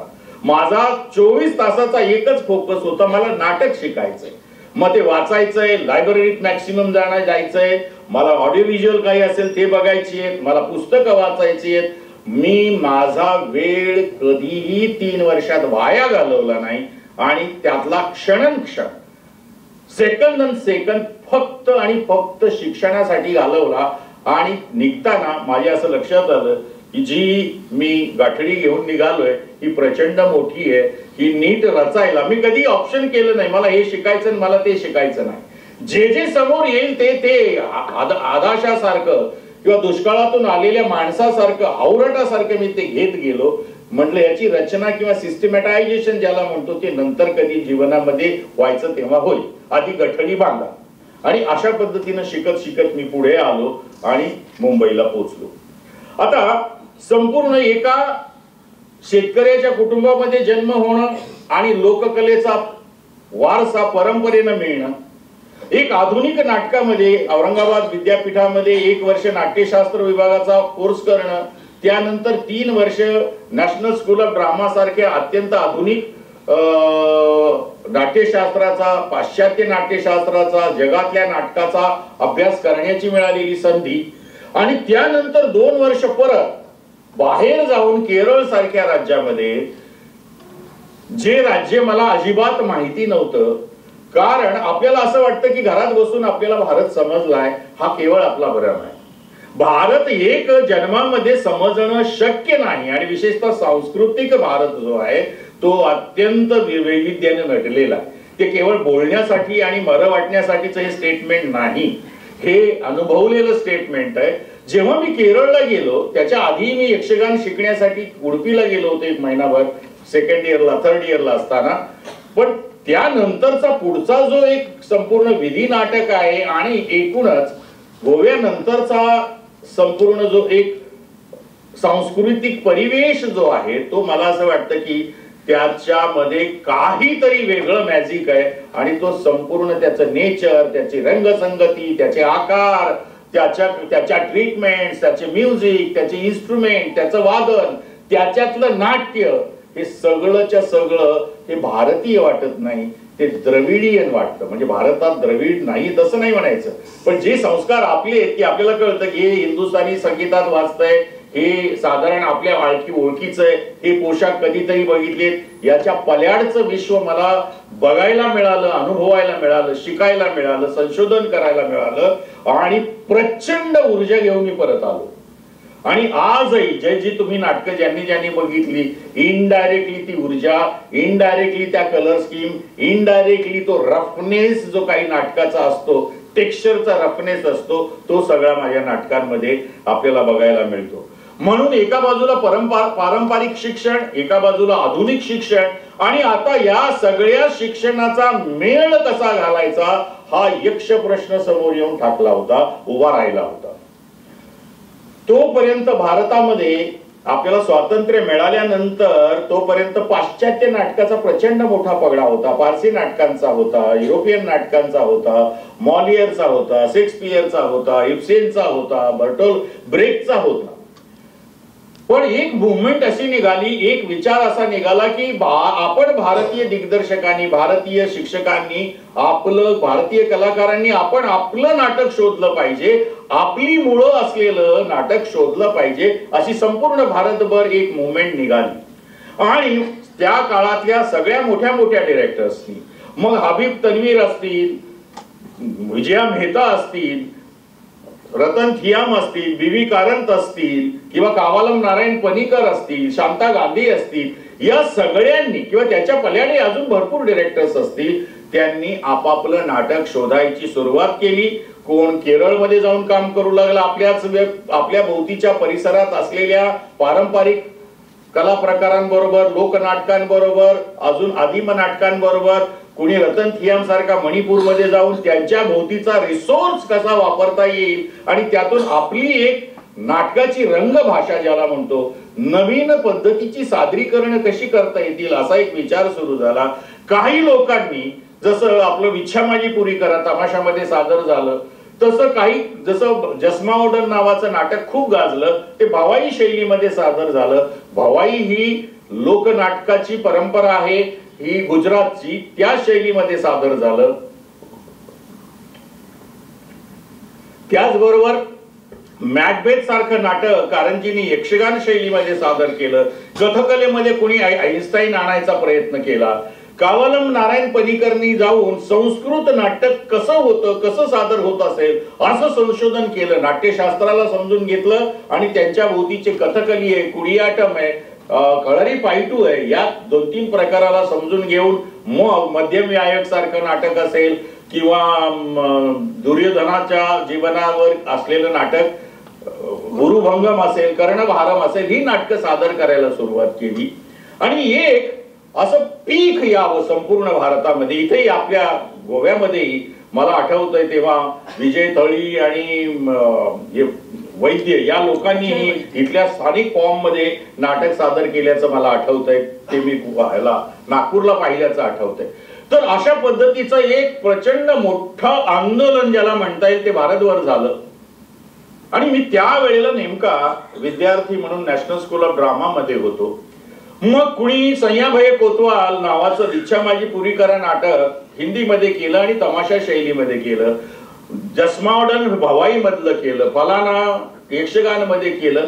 आणि माझ्या लक्षात आलं हे तर ठीक आहे, कुठल्या तरी फॉर्म मध्ये कुठला तरी कंटेंट घालून त्यांची मेळ सरमिसळ करणं हे जमू शकतं, हे आता ऑलरेडी सिद्ध झालंय. हबीब तन्वीरांनी जे royal academy of dramatic arts अशा संस्थेतून शिकून बॉलिवूड सोडून ते गेले गावात आणि आदिवासी कलाकारांना घेऊन नाच्यासारख्या फॉर्मला घेऊन त्यांनी आपली नाटकं सादर करायला सुरुवात केली. तर माझ्या असं लक्षात आलं त्यावेळच्या बालमनाला, नाटकात माझं मी बालच होतो, की हे तर झालंच आहे.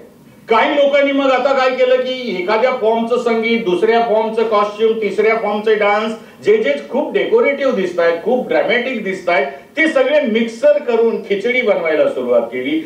किंवा आपण त्याला बोके ऑफ फ्लावर्स असं म्हणू, वेगवेगळ्या पद्धतीच्या त्या पद्धतीचं नवीन मिश्रण करून नाटकं. त्याचं उदाहरण आहे घाशीराम, ज्याच्यामध्ये लावणी आहे, ज्याच्यामध्ये कव्वाली आहे, ज्याच्यामध्ये नमन आहे, ज्याच्यामध्ये खेळे आहे, असं सगळंच.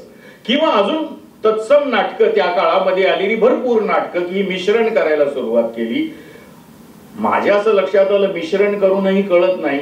ओरिजिनल फॉर्म मध्ये जर नाटक करायचं असेल तर कथकली मला माणूस 20 वर्ष ट्रेनिंग झाल्यावर त्याला परफॉर्म करता येतं.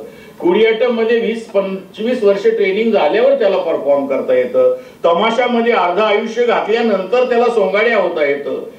तर हे आमचे नट 1.5-2 महिन्यामध्ये कसं काय जमावणार आहे? आणि म्हणून ते कळायचं की हे उथळ कार्यक्रम आहे, हा फॉर्म काही जेल होत नाही काही वेळेला. आणि मग मला असं वाटलं की मला माझं नाटक कसं असेल, पुढचं नाटक, जो माझा विचार माझ्याच अंतरंगात चालू होता तो होता की मला कुठल्याही फॉर्मचं अनुकरण करायचं नाही. ना मला तमाशा उचलायचा आहे, ना मला भारूड उचलायचंय, ना मला दशावतार घ्यायचा आहे, मला काही घ्यायचं नाही. मला कुठल्याही फॉर्मचं मिक्सचर करायचं नाही, म्हणजे मला मिश्रण करायचं नाही. तरीही मला माझं भारतीय नाटक सादर करता आलं पाहिजे. आणि इशू जो आहे म्हणजे लोककथा ज्या आहेत, दंतकथा आहेत, पौराणिक कथा आहेत, हे रामायण आणि महाभारत तर हे संपूर्ण नेपाळ पासून ते कन्याकुमारी पर्यंत कुठल्याही फॉर्म मध्ये सादर करता येतं, हे आमच्या पूर्वजांनी सिद्ध केलेलं आहे. पण आजचा एखादा बर्निंग इश्यू असेल, त्या बर्निंग इश्यूला हे जर आमची मुळं जी आहेत, ही जी परंपरागत नाट्य आहे, हे जे आमचं लोकनाटक आहे, हे आमचं क्लासिकल थिएटर आहे, हे जर उपयोगाला येत असेल, याचं काही ग्रामर, याच्यातनं काही डिराईव्ह करता येत असेल, आणि असं नाटक जर सादर करून बघितलं आणि ते जर काही जर आपल्याला फ्युजन करता आलं, वेगळं काही रसायन क्रिएट करता आलं, तर ते खऱ्या अर्थानं नवीन प्रयोग होईल. आणि म्हणून 3 वर्ष मी 84 साली मुंबईला आलो होतो आणि झुलवा हे नाटक मी 87 साली केलं. 3 वर्ष मी अशा पद्धतीचा विषय शोधत होतो. 200, 300, 400 कादंबऱ्या, कथा सगळं वाचून होत होतं, पण मला हवा तसा विषय मिळत नव्हता. तेवढ्यात नटरंग कादंबरी मला कोणीतरी आणून दिली आणि मला असं वाटलं हा विषय माझ्या जवळचा. दुसऱ्या दिवशी विनोद पवार म्हणून माझे मित्र आहेत, त्यांनी मला झुलवा कादंबरी आणून दिली आणि मी ती वाचली झपाटल्यासारखी आणि रात्रभर मी ती अशी घोड दौड केल्यासारखी वाचत होतो आणि सकाळी 6:30-7ला जेव्हा संपली त्या क्षणाला निर्णय केला की मराठीतलं पहिलं माझं नाटक याच्यावर असणार, ते होतं झुलवा. कारण देवदासी आपले जोगते आणि जोगतीनी आपल्यालाही माहिती असेल ती परंपरा तुमच्या जवळचीच आहे, कर्नाटक आणि महाराष्ट्राच्या बॉर्डरवरची आहे. त्या परंपरेला कुठलाही फॉर्म नाहीये.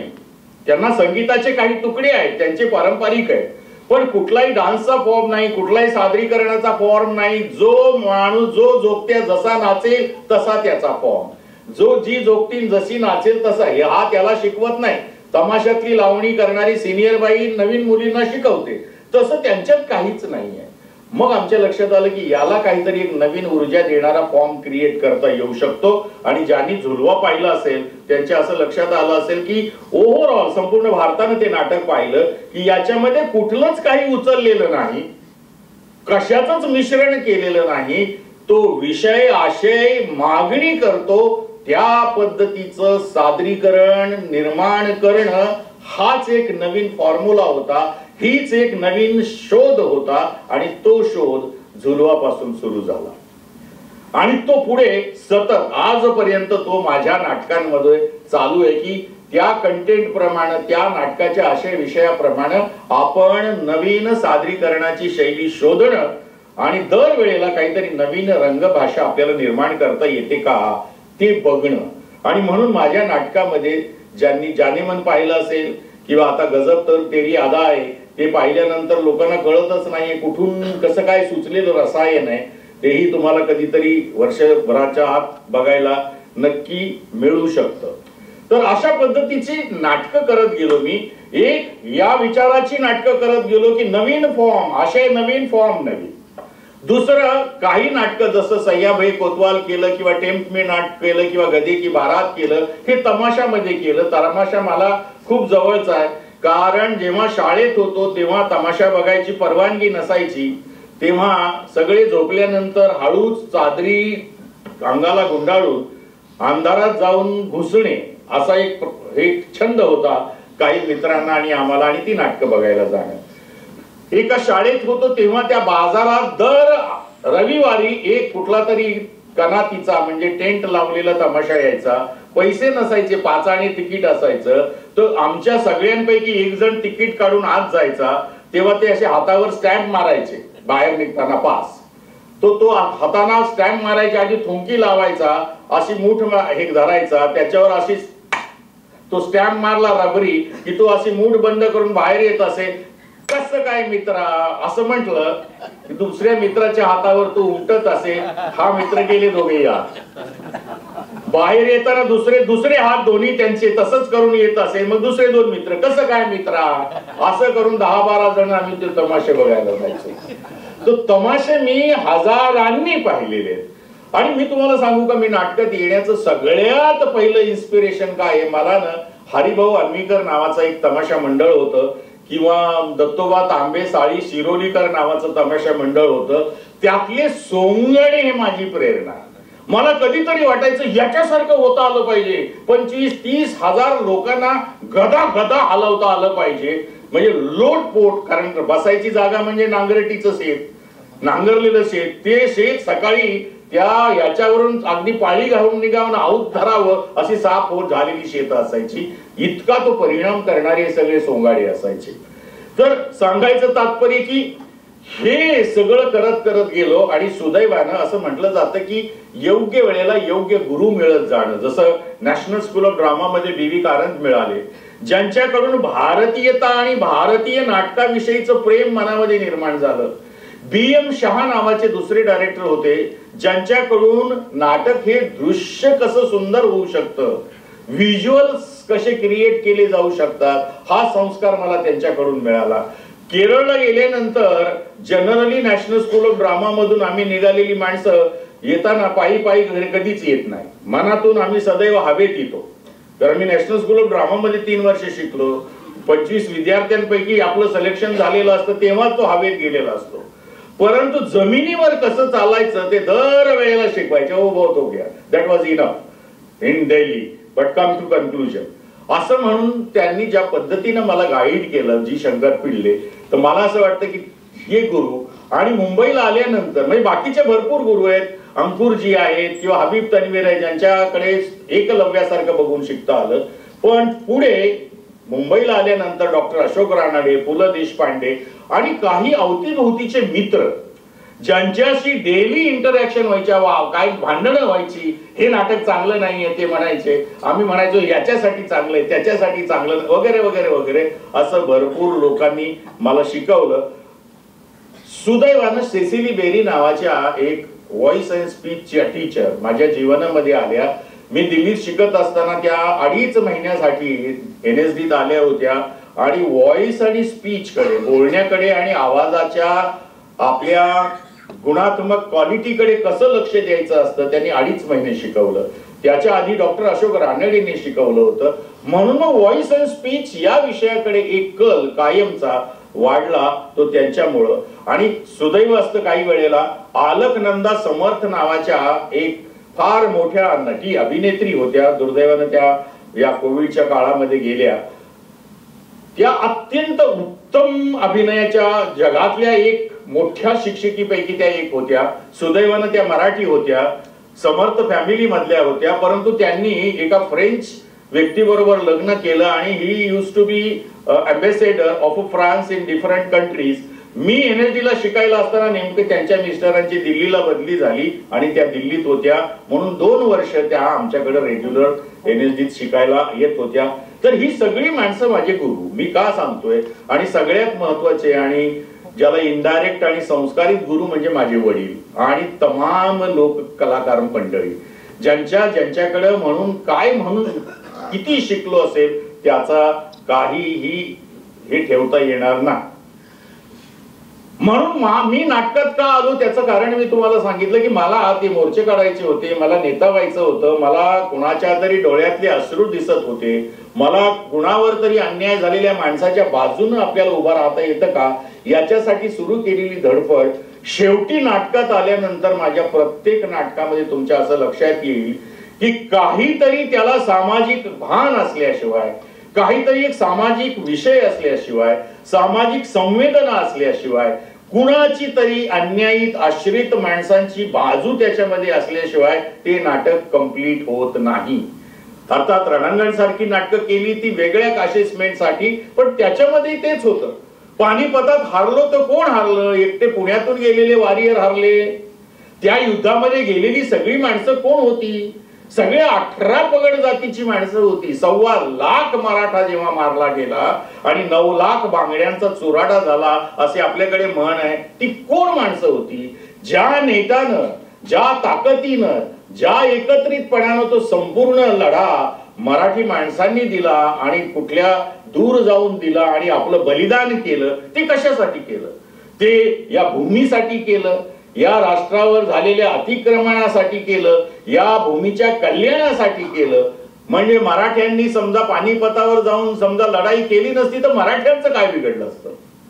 पण भारतीय भूमीवर कुणाही आणि कुणाच्याही कुणीही डोळा वाकडा केला तर त्याची गय केली जाणार नाही या विचारानं प्रेरित होऊन ही माणसं गेली होती.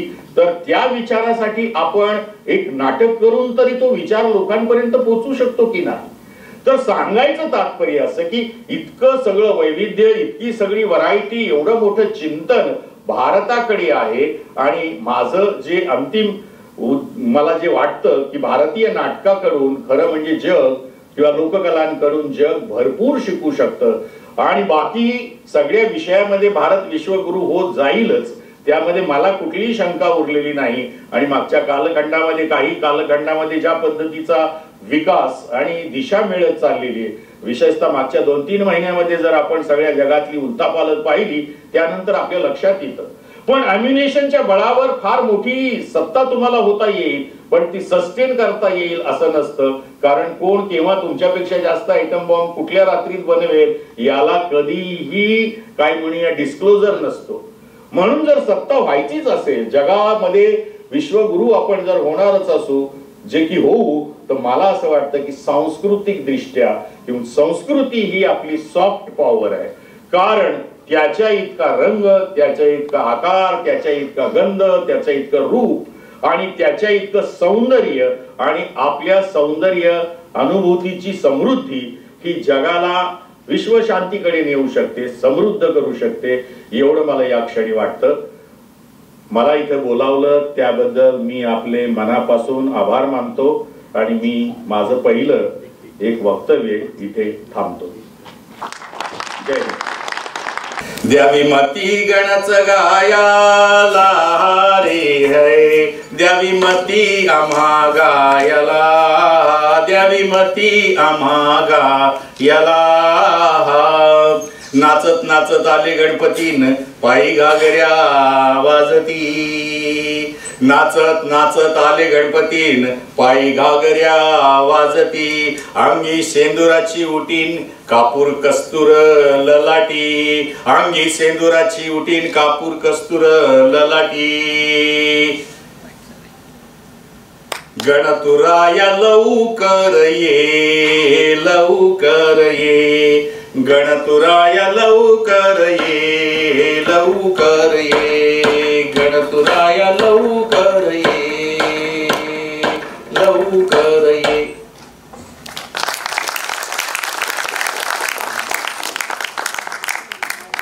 अजून एक म्हणतो जरा आराध्याचं गाणं. तुळजापूरच्या वाट ग नारळाची पेट ग, तुळजापूरच्या वाट ग नारळाची पेठ ग. नारळ घेताना करू नका कालवा ग, माझ्या अंबाला पदरानी पालवा ग. नारळ घेताना करू नका कालवा ग, माझ्या अंबाला पदरानी पालवा ग. तुळजापूरच्या वाट ग कशाची कुंकवाची पेठ ग, तुळजापूरच्या वाट ग कुंकवाची पीठ ग. कुंकू घेताना करू नका कालवा ग, माझ्या अंबाला पदरानी पालवा ग. कुंकू घेताना करू नका कालवा ग, माझ्या अंबाला पदरानी पालवा ग.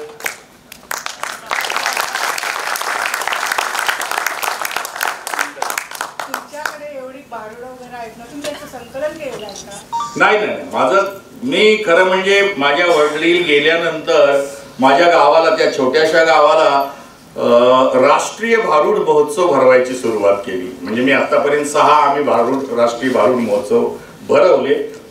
तो एवढ्यासाठी तो कॉम्पिटेटिव्ह ठेवला, त्याला पुरस्कार ठेवले. म्हणजे जे व्यावसायिक भारूड करणारे त्यांना फक्त दाखवण्यासाठी बोलावतो, एक्सपर्ट म्हणून बोलावतो. पण जे नवनवीन दर गावामध्ये भारूड भजनी मंडळे आहेत त्यांनी इन्स्पायर व्हावं, या संतांची भारूड शोधावीत, नव्या पद्धतीनं आजच्या दृष्टीतून त्याला इंटरप्रिट करावं, सादर करावं आणि एका पद्धतीनं जो विरळ होत चाललेला फॉर्म आहे तो रिवाईव्ह व्हावा, या दृष्टीनं आम्ही भारूड महोत्सव सुरू केला. त्यामध्ये संशोधन केलेले जे रिसर्चर्स आहेत किंवा ज्यांनी त्याच्यामध्ये अकॅडमिक रिसर्च केलाय किंवा बाकी काही गोष्टी केल्या त्यांना बोलून सेमिनार केले. तर अशा पद्धतीची एक आम्ही सुरुवात केलेली आहे. तर या 2 वर्षामध्ये 19ला झाला तो आणि त्यानंतर झालेला नाही. यावर्षी कदाचित तो राष्ट्रीय भारूड महोत्सव होईल. तुम्हाला सांगायला मला फार आनंद वाटेल की ते एवढं छोटंसं गाव आहे, कुठलंही इन्फ्रास्ट्रक्चर नाही. म्हणजे 2-2 काय रूमची घरं आहेत, पण माणसं, कारण जर कोणी पाहुणे रावळे ना ते गाव फुलून जातं. सगळे पाहुणे रावळे नातेवाईक असे सगळे दारात इकडे तिकडे सगळीकडे झोपलेले असतात. आमचा मंडप आहे हाच शामियाना असतो आणि तोच आमची लॉजिंग आणि बोर्डिंग असते. तर त्याच्यामुळं शेकड्यांनी माणसं तिथे राहतात. तर सांगायचं तात्पर्य की एक्सपर्ट साठी आम्हाला हॉटेल नसतं, काहीच नसतं. त्या गावामध्ये साधं बिडी काडीचं दुकान नव्हतं. आता कोविड मध्ये एक दुकान आलं. त्याच्या आधी त्या गावामध्ये तुम्हाला चहाचं दुकान नाही. तुम्हाला जाऊन असं वाटलं चहा प्यावा, या गावात दुकानच नाही. 3 मिनिटात गाव फिरून होतं, संपला कार्यक्रम. तर चहा असं म्हणेपर्यंत 5 घरातून चहा बाहेर येतो. म्हणजे सकाळी कुठल्याही घरात जर पाहुणा आला ना, विश्वास ठेवा की त्याला कमीत कमी 10 ते 15 घरी जाऊन चहा कंपल्सरी प्यावा लागतो. भले तो त्या माणसांच्या ओळखीचा आहे की नाही याला काही अर्थ नाही. ती सकाळी सकाळी एक त्या पाहुण्यांची दिंडी निघते. त्या घरातून त्या घरात, त्या घरातून त्या घरात दुपारपर्यंत 10 वाजेपर्यंत फक्त चहाचाच कार्यक्रम चालू असतो. त्यांचे डोळे तारवटायला लागतात, किती ठिकाणी चहा पिणार. तर अशा पद्धतीचं ते गाव आहे. अशा गावाला भारूड बघायला 8 ते 10 हजार प्रेक्षक येतात. बरं, ते कुठून येतात? आम्हाला वाटलं आमच्याच पंचकृषीतून येत असतील. तिथले तर येतातच. कुणी पनवेलवरनं येतोय, कुणी पालघरवरनं येतोय, कुणी नांदेडवरनं येतोय, कुणी नागपूरवरनं येतोय, सोलापूरवरनं, पंढरपूरवरनं, सगळीकडनं माणसं येतात. सगळ्या ड्रामा डिपार्टमेंटचे विद्यार्थी येतात, रिसर्चर्स येतात, ज्यांना बोलायचंय ते येतात. तर अशा पद्धतीचा एक वेगळा प्लॅटफॉर्म, एक वेगळा मंच त्या गावामध्ये उभा राहिलाय. आणि त्या गावाचं नाव आहे दरडवाडी. तर लोक आणि प्रशासन आता म्हणू लागले की ह्याला दरडवाडीच्या ऐवजी आम्ही भारूडवाडीच म्हणतो. तर अशा पद्धतीची एखादी काही योजना राबवता येऊ शकते, हे त्याचं उत्तम उदाहरण आहे. असं भारूड रिवाईव्ह व्हावं आणि सगळेच लोककला प्रकार रिवाईव्ह होण्यासाठी खरं म्हणजे अशा पद्धतीची वेगवेगळ्या केवळ सरकारने सगळं करावं असं म्हणत आणि त्याची वाट बघत बसलो तर सगळं आपल्या हातून जाईल. थोडं का होईना आपल्या वाटचं आपल्याला जेवढं योगदान करता येईल तेवढं उचलावं आणि पुढे जावं या विचाराचा मी नक्की आहे. शिकण्याची मानसिकता बदलली नाही, पॅशन उलट वाढली आहे. पण हिडन अजेंडा बदलला. तेव्हा नाटक हाच एक अजेंडा होता. आता अलीकडच्या काळामध्ये म्हणजे इंटरव्ह्यूच्या वेळेला आणा भाका घेतात, अशा शब्दा घेऊ सांगतात मी जन्मभर नाटकच करीन. पण ते तसंच राहील असं नाहीये. तो केव्हा सिनेमा आणि सिरियल कडे सटकेल हे सांगता येत नाही. म्हणून काय होतं की त्या संस्थेचा मूळ उद्देश जो आहे की नाटकासाठी निर्माण केली, ज्यांना FTI ला जायचं सिनेमासाठी त्यांच्यासाठी एक दुसरी सिस्टर संस्था होती, त्याच काळामध्ये दोन्ही ओपन झालेल्या आहेत. पण जी माणसं नाटकाकडे राहतात ती कायमची राहतात. आणि एक सांगतो, ज्याची कन्सिस्टन्सी आहे आणि स्वतःची प्रगल्भता जो वाढवत नेतो तो मोठा कलाकार आज ना उद्या होतो. परंतु नाटकात मोठं होण्याची प्रक्रिया खूप हळू आहे. सिनेमामध्ये एका रात्रीतनं स्टार होऊ शकतो, सिरियल मधनं एका रात्रीतनं तुमच्या सेल्फी घेऊ शकतात लोक दुसऱ्या दिवशी. पण नाटकात असं होत नाही. नाटकाचं व्यक्तिमत्व व्हायला कमीत कमी 25-30 वर्षाचा काळ लागतो. आणि आपल्या समोर जे नटसम्राट आहेत, जे स्टॉलवर्ड्स आहेत, ते एका रात्रीचे एका नाटकाचे नाही आहे. त्यांनी काही वर्षाची जी काय म्हणूया सेवा केलेली आहे, एक सतत करत राहण्यासाठी खाली मान घालून जे करत राहिलेत, शिकत राहिलेत, समजत राहिलेत, ती माणसं मोठी होणारच. त्याच्यामुळं फरक काय पडला असेल? पॅशन मध्ये काही फरक नाही, उलट जास्त पॅशनेट आहे, उलट जास्त अलर्ट होऊन एक माणसं येत आहेत. पण ऑप्शन बदलली आहे. म्हणजे त्या काळामध्ये मी होतो तेव्हा एंटरटेनमेंट इंडस्ट्रीचं स्वरूप हे फार छोटं होतं. काय होतं आमच्या समोर? एक नाटक होतं. पोट भरायचं असेल तर नाटकात जावं लागायचं, तेही मराठी नाटकात 2 वेळचं जेवण तरी मिळण्याची काही एक शक्यता आहे. दुसऱ्या भाषेत नाटकामधून पोट भरणंही शक्य नाही, कारण तिकीट काढण्याची परंपराच नाही.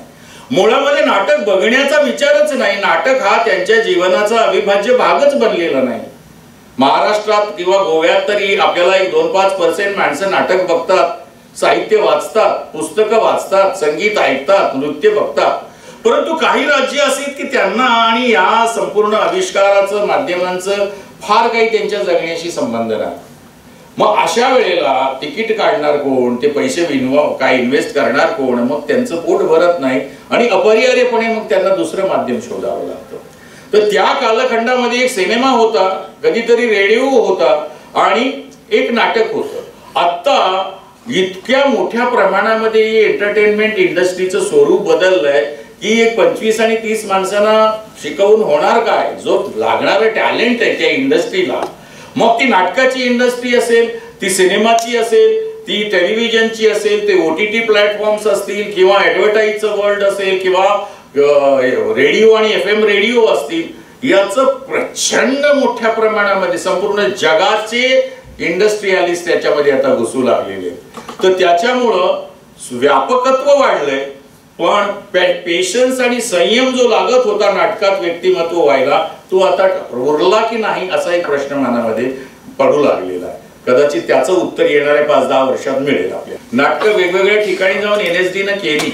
म्हणजे तुम्हाला मगाशी एक प्रश्न विचारला होता की मी विद्यार्थी असताना असा एक बडिंग आर्टिस्ट होतो आणि असं होत असताना एक सगळ्यामध्ये गरीब, अत्यंत ग्रामीण भागातून गेलेला असा एक विद्यार्थी विकसित होत होत होत होत होत होत होत जाऊन आपल्या गुरूंच्या खुर्चीवर बसतानाच्या ज्या भावना होत्या त्या खूप घाबरवून टाकणाऱ्या होत्या.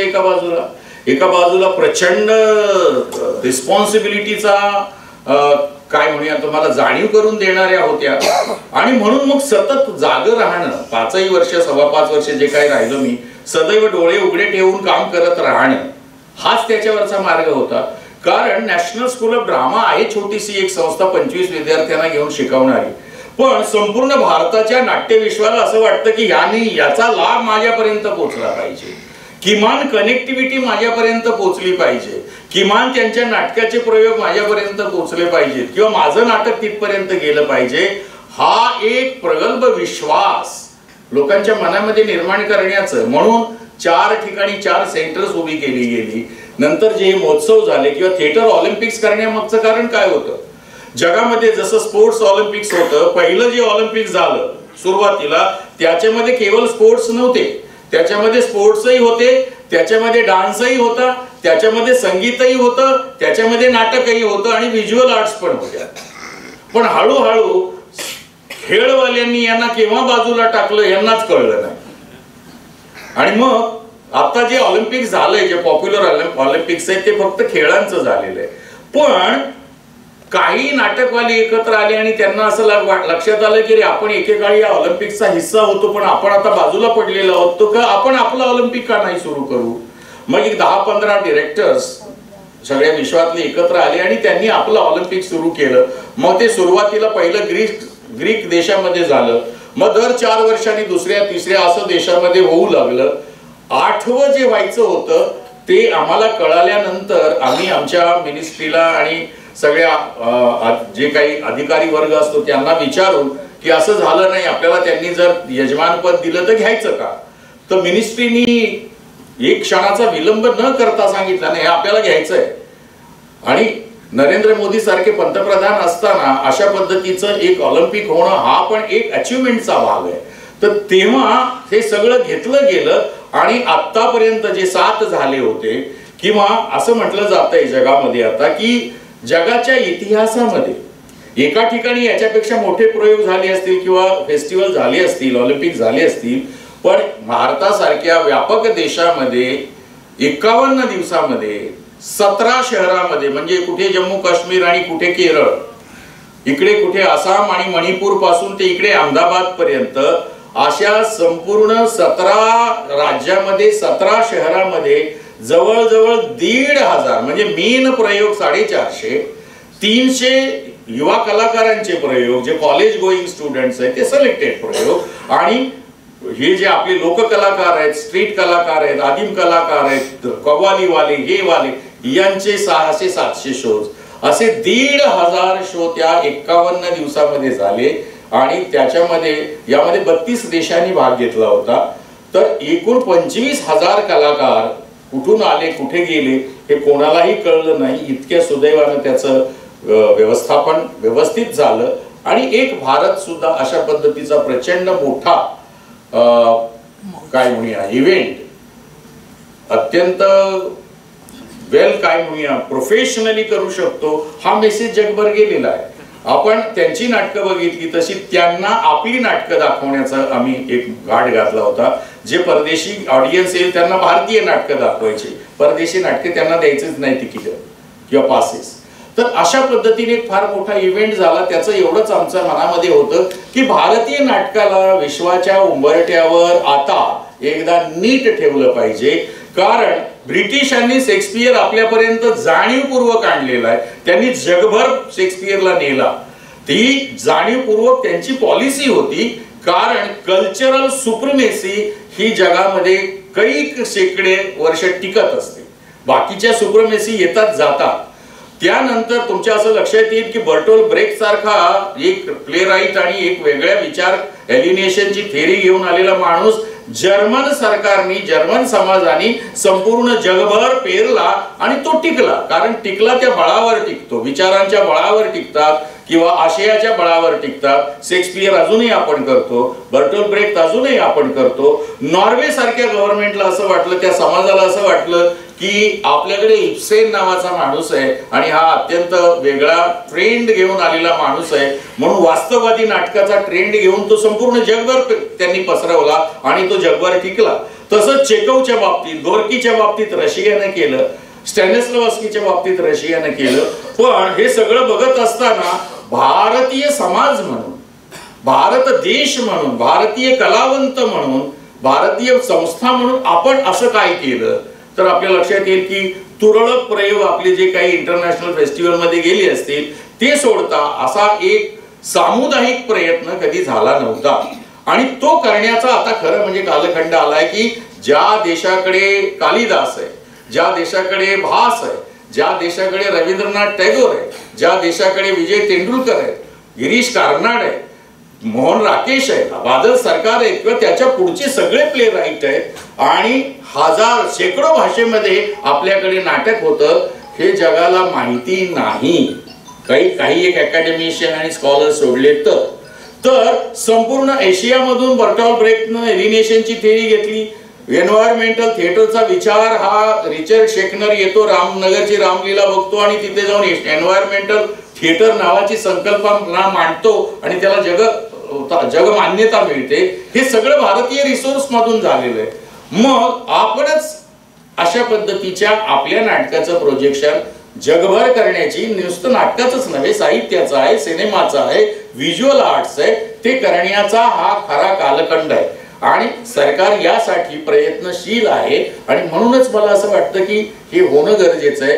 कारण या पद्धतीचा बल्क जर आपण लोकांसमोर मांडू शकलो, जगाच्या उंबरठ्यावर मांडू शकलो, एकदा नाही, दोनदा नाही, तीनदा नाही, सतत, तर एक दिवस ती मान्यता जी तुम्हाला मिळायची असते, जगमान्यता, ती मिळाल्याशिवाय राहणार नाही. असं एक माझं अत्यंत तटस्थ विचार आहे.